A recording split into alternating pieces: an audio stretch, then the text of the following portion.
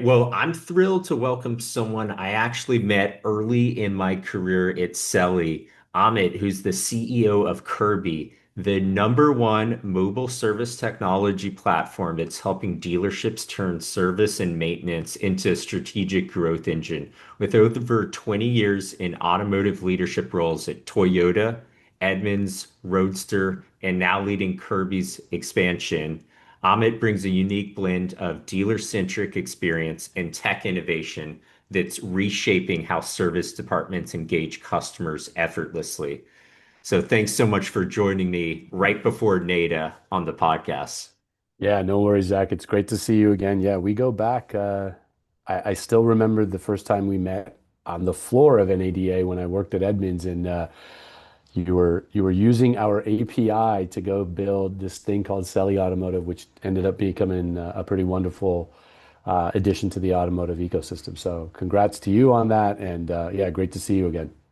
Yeah. And I was really impressed when I met you. I was 23 years old, so that's like 1 year basically out of college, and was talking with Edmunds, and it's amazing. Those early APIs were super helpful and just great to also see your career, develop as well. So to kind of transition to that, tell us about your career path and the early days in auto and kind of what's led you to Curbee.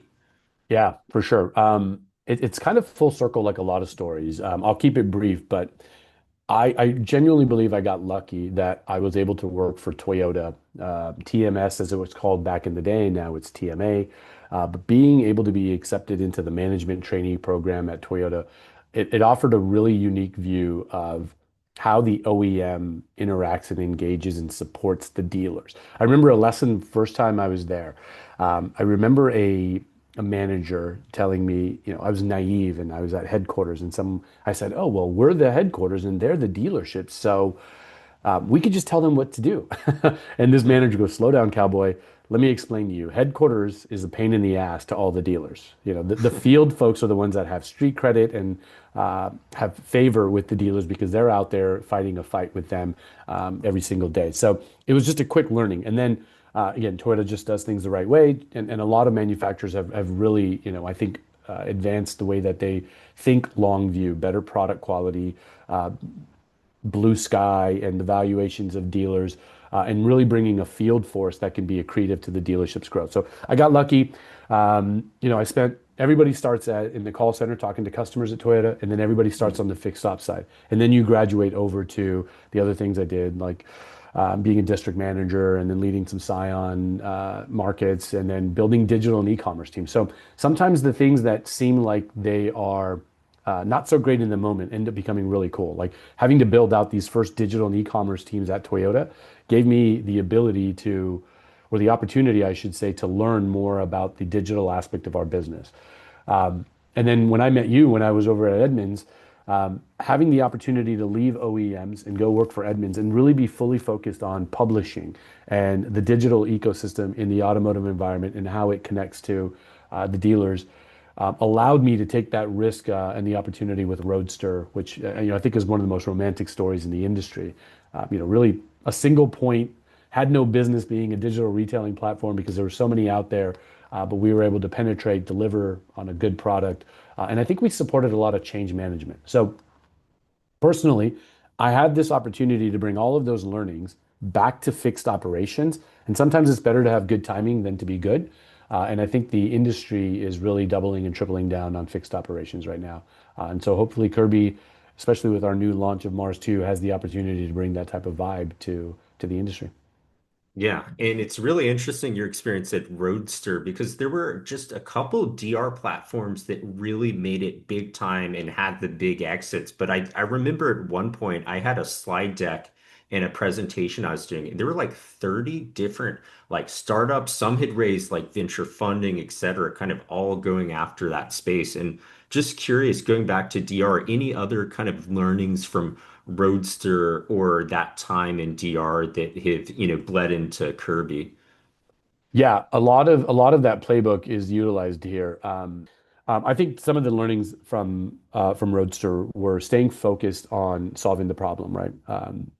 converting car dealership websites from where you see and submit to where you actually conduct commerce.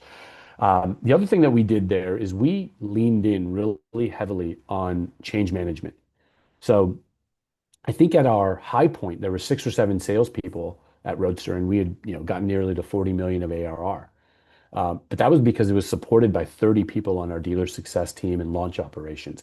And that's a very similar playbook to now, where we lean in hyper hard on change management at Curbee. Not only do we, provide software, but it's the solutions and the support. So because we were a direct-to-consumer company who did this, there's a lot of bumps and bruises. We've made a ton of mistakes. So reverse engineering those things and presenting to the dealers saying you don't have to make these mistakes has been able to advance the dealers and accelerate them more, right? And then last but not least, we say this all the time. We have a bunch of AI in our platform, but we use EI when it comes to dealer support. Like, you just have to be talking to a dealership within a couple hours of whatever's broken, because we've all break things all the time, and then be able to give them an ETA. And we're in an industry where if you just do what you say you're going to do, you're going to be handsomely rewarded. So well said. And what do you see as the biggest shifts in dealership service culture over the last decade? Yeah, I think it's moving from the back to the front. You're seeing a lot of general managers coming up through fixed operations, which is wonderful, right? These fixed ops directors, these fixed ops managers, service managers, um, they're quantitative. They're very risk averse. They need to manage a massive operation that has incredibly high profit margins. So they're very thoughtful about their business. So we're seeing a lot of them who have those profiles come to manage the dealership, which is a really great thing. We can't always say that sales sells the first car and service sells two, three, and four, and then not Mm. mean it and not act on it. The other thing I think I'm saying is I'm loving all of the iteration. The rising tide lifts all boats, right? I love all the iteration. I love seeing all the technology, everything from video MPI to pre-diagnostic to mobile service platforms to enhanced customer communications to artificial intelligence and appointment booking. All these things are creating a better experience in the service and parts department so that it can keep feeding the funnel of vehicle sales also, which we can talk about, but that's a bit of a roller coaster. So coming home and impacting the absorption rate or the things that pays the bills, I love seeing all the iteration. I love seeing it come to the forefront versus being, dirty in the back. So Kirby's core mission is empowering dealers to launch profitable mobile service. Can you break down what that looks like in practice? Yeah, yeah, for sure. Um, I think mobile service is a tool in the toolbox. Let's talk about a couple things, right? Mm. Um, we had this report that we put out a few months ago called the 16, and it was aptly named the 16 because of the ratio. Here's the ratio. There is now 301,000 independent repair facilities in the US. Compare that to the 18,300 new car franchise dealerships. That independent number has gone up by 30,000 in the last 3 years, and dealerships have truncated over the last 10, 12 years.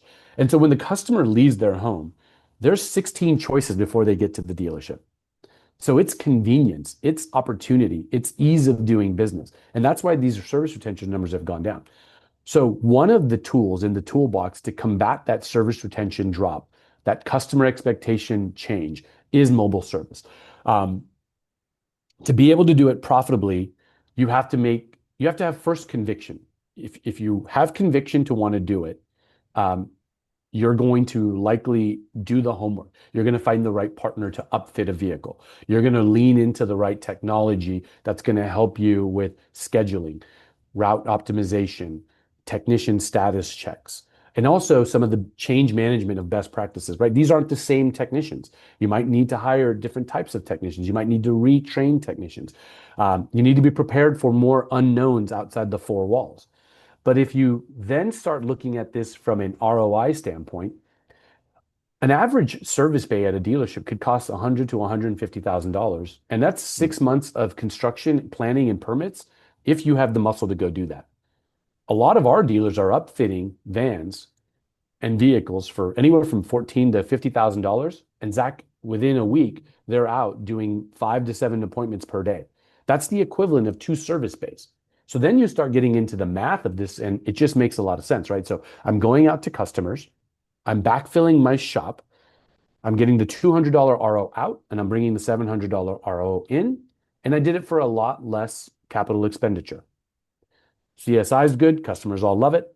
You're getting more retention, maybe more opportunities to sell more vehicles. So once the snowball effect takes place, um, the ROI is pretty easy to see. And again, whether or not it's our website and you go to and you just click on the ROI calculator and run through the numbers, or you use pro formas, we're seeing a lot of dealers tell us that it has become profitable. We have a wonderful example of the Ewing Automotive Group in Texas. They have three different brands. 6.5 months into it, it is a profitable line item in their statement Wow. without the backfills or any OEM incentives. And the idea maybe is like you could do mobile service for like software update, for instance, related recall and clear the bay and more expensive, higher end jobs you could do and leverage, the limited bays and it's harder to construct, et cetera. So that's really compelling. Yeah, So absolutely. how do you balance building technology versus kind of consulting dealers, maybe operationally on running, mobile service? Yeah, it's a great question.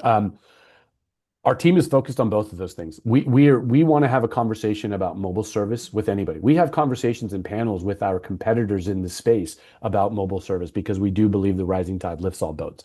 Um, I believe our product is on point. I believe the way that we serve the dealers is really thoughtful, and we've gotten a lot of good feedback. So, the more that the tide rises, I think we're going to have wonderful opportunities to be able to do that.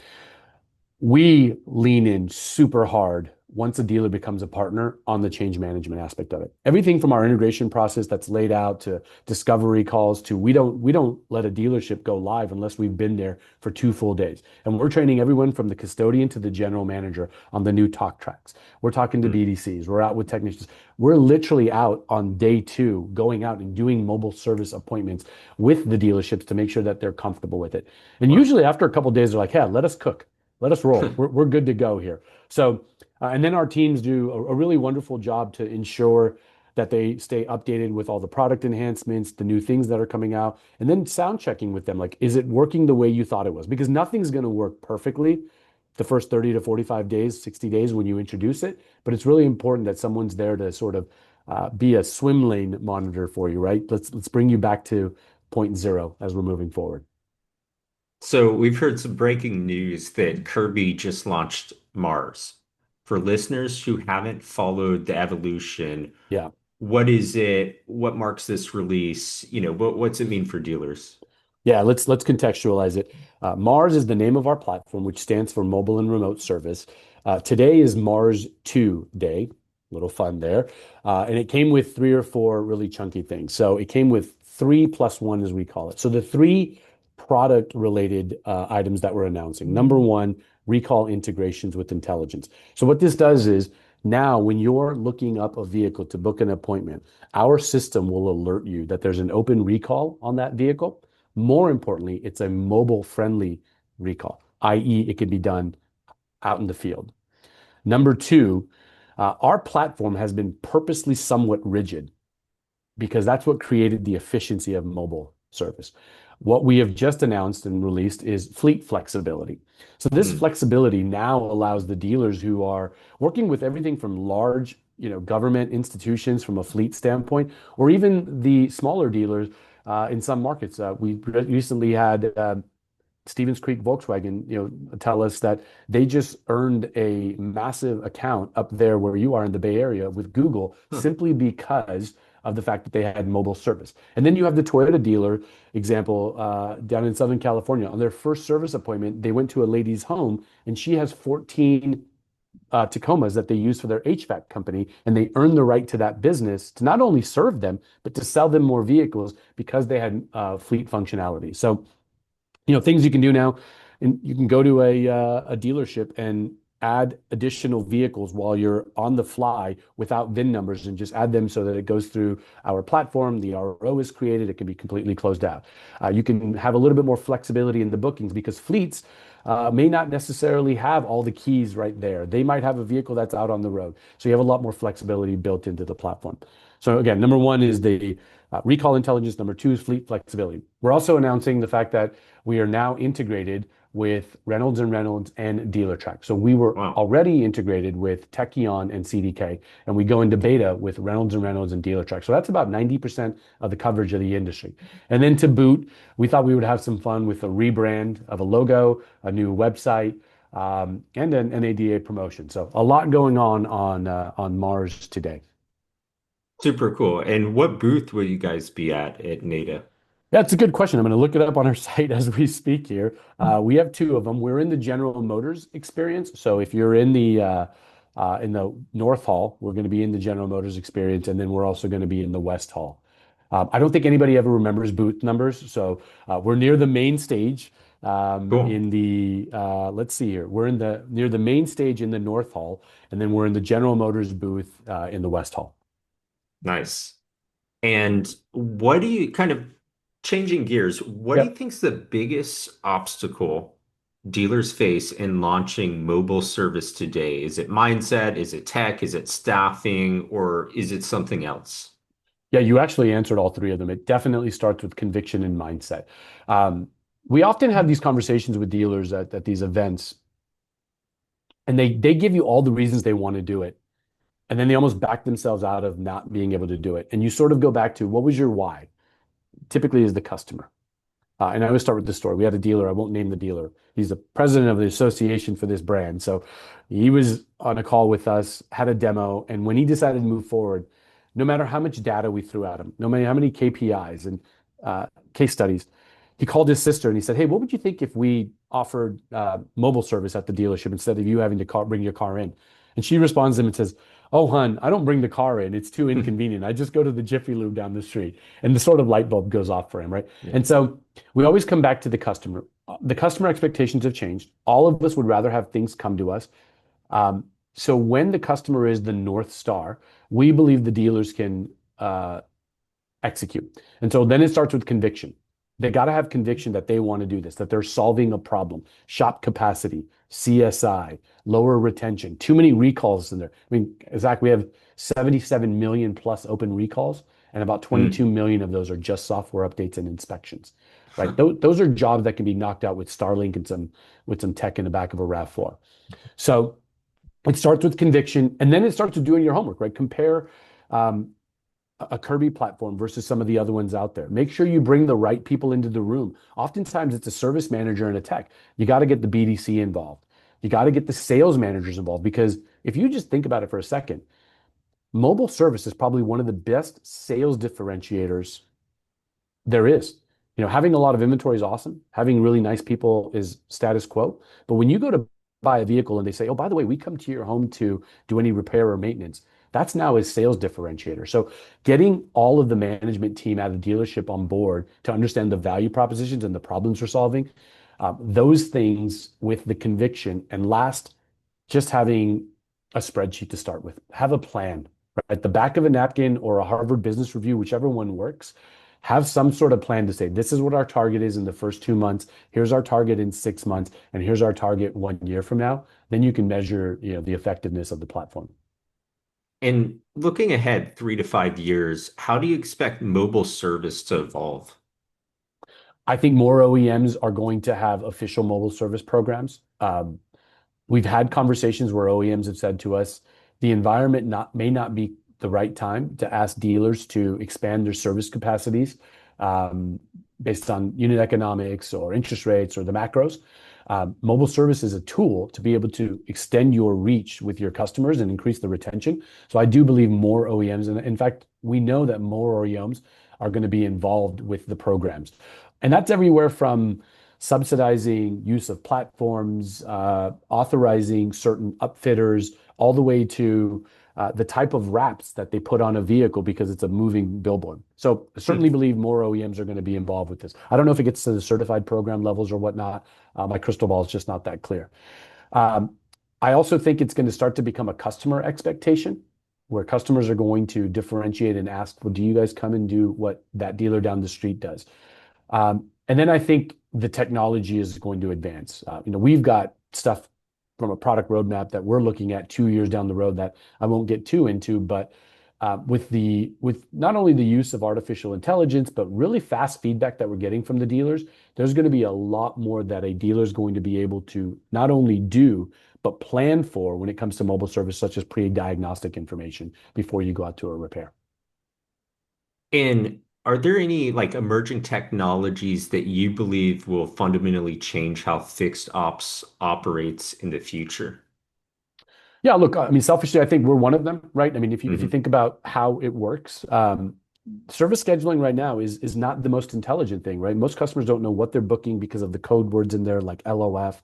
The timing of the actual services are based off of flat rates or out of date manuals. And the way we bake this thing out is it takes in a lot of information, takes in traffic data, it takes in the capabilities of the van and the technician. It takes in historical performance on each job. So that type of application, I believe, is going to leak over to traditional service. I think that type of intelligence that we've built into mobile service is likely going to start leaking into how you book appointments at the dealership for the service lane. And then I do believe some of the service lane technology will start to get incorporated back and forth between the two. And do you see OEM and dealer partnerships evolving as mobile service becomes a core part of the service mix? I do. We have a wonderful partnership with General Motors, and General Motors has iterated their program. I give them a ton of credit. They've looked at the program once or twice and said we can make this better, or we're going to iterate this. We're starting to see, like I said, we're having conversations. We're in the offices of OEMs. We're at the field offices. We're at the HQs. So I do believe that they're going to. The most important thing most OEMs want is data, and the more we bulk up on the data collection that we're able to retrieve, the more intelligence we can give to an OEM. There's so much of a gap once a vehicle is sold. The more we can give back performance data, characteristics of the customer and the vehicle, the better off they're going to be with turning it around to bring the customer back into the family to sell them another vehicle.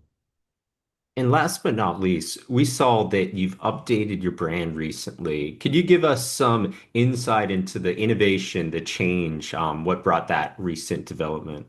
Yeah. And Kirby's been around for, over 4 years, nearly 5 years. And we actually had a really wonderful brand. There was nothing really wrong with it. But I think that's the time you change, is when there's nothing wrong with it and you know you can get better. And some of the story or the sensitivity to the brand, we were a direct-to-consumer company for the first 3.5, 4 years of our company. It was time for us to close the door, lock the deadbolt, and seal that up. And one of the ways to signify that transition is this new brand look and feel. I think you and I said it off camera earlier. We went to a lowercase letter. We represented a thing in there called the Curbee curve, which has the ocean, the sand, and the sun because it's a new day.